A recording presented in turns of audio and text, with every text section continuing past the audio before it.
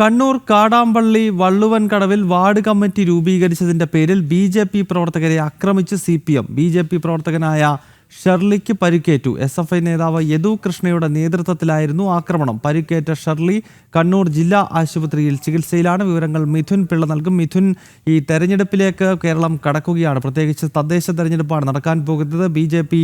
ഈ കണ്ണൂരിലൊക്കെ ഒരു കാലഘട്ടങ്ങളിൽ ബി.ജെ.പി. ഉൾപ്പെടെയുള്ള മറ്റു പാർട്ടികൾക്ക് സ്ഥാനാർത്ഥികളെ പ്രഖ്യാപിക്കാൻ പോലും കഴിയാത്ത സാഹചര്യം ഈ കമ്മ്യൂണിസ്റ്റ് ഗുണ്ടകൾ രൂപപ്പെടുത്തിയിരുന്നു. എന്നാൽ ഇപ്പോൾ കാലം മാറുകയാണ്. ബി.ജെ.പി.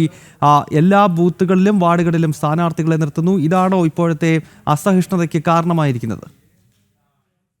ഗൗതം, അല്പസമയം മുമ്പാണ് ഈ ഒരു സംഭവം നടക്കുന്നത്. കണ്ണൂർ കാടാമ്പള്ളി വള്ളുവൻകടയിൽ ബി.ജെ.പി. Ward committee രൂപീകരിച്ചിരുന്നു.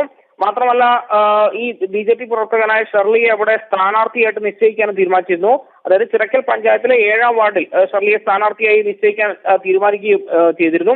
ഇതിൽ വിരളി പൂണ്ടുകൊണ്ടാണ് CPM-ന്റെ നേതൃത്വത്തിൽ ഇദ്ദേഹത്തെ ഇന്ന് വൈകിട്ടോടുകൂടി ആക്രമിക്കാൻ ഒരു നീക്കം നടത്തിയത്. തുടർന്ന് ഇദ്ദേഹത്തെ കയ്യേറ്റം ചെയ്യാൻ ശ്രമം നടത്തി.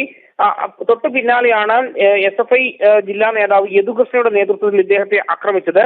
കല്ലുകൊണ്ടുള്ള അക്രമത്തിൽ ഷെർലിക്ക് തലയ്ക്കാണ് പരിക്കേറ്റത്. ഇദ്ദേഹം ഇപ്പോൾ കണ്ണൂർ ജില്ലാ ആശുപത്രിയിൽ ചികിത്സയിലാണ്.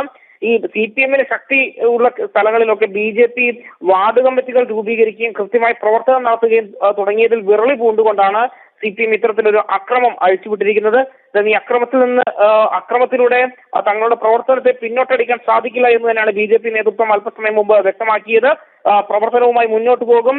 CPM ശക്തി കേന്ദ്രങ്ങളിലൊക്കെ തന്നെ സ്ഥാനാർത്ഥിയെ നിർത്തുമെന്ന് തന്നെയാണ് നേതൃത്വം വ്യക്തമാക്കുന്നത്. ഗൗതം, കണ്ണൂരിൽ വാർഡ് കമ്മിറ്റി രൂപീകരിച്ചതിന്റെ പേരിൽ ബി.ജെ.പി. പ്രവർത്തകന് നേരെ കമ്മ്യൂണിസ്റ്റുകളുടെ ആക്രമണം ഉണ്ടായിരിക്കുകയാണ്.